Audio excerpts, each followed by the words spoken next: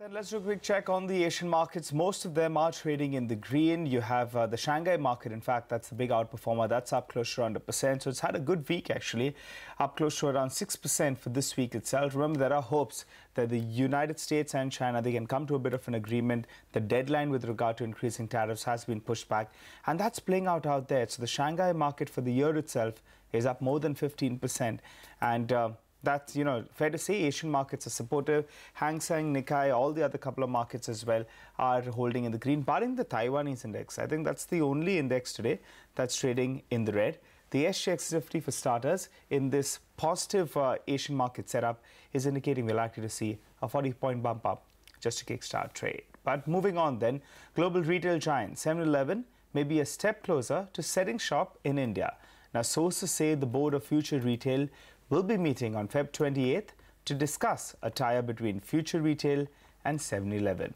cnbc TV 18's Priya Sheth has all those exclusive details. Priya, fill us in with regard to the contours of the deal.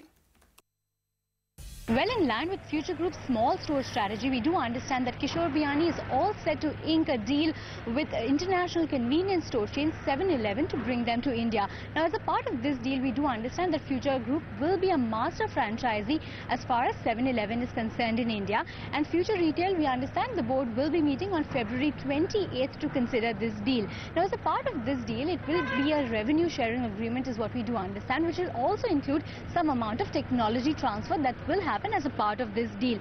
Now, when you look at the overall strategy that Future Retail has been following, it has about 1,500 small stores at this point in time, and it has an ambitious rollout plan. So clearly, it seems to be fitting well with the future strategy that Future Group really has. But of course, as far as this agreement is concerned, it's likely to be a long-term agreement, which is about 70 to 80 years is what we pick up from our sources. But we'll have to wait and watch how this pans out. But in terms of the kind of selection and the product categories that will be available in 7-Eleven, it will cater to several product categories, but food will be an important category as far as the overall mix is concerned. In fact, we did reach out to Future Group, and the company said that they cannot comment on market speculation.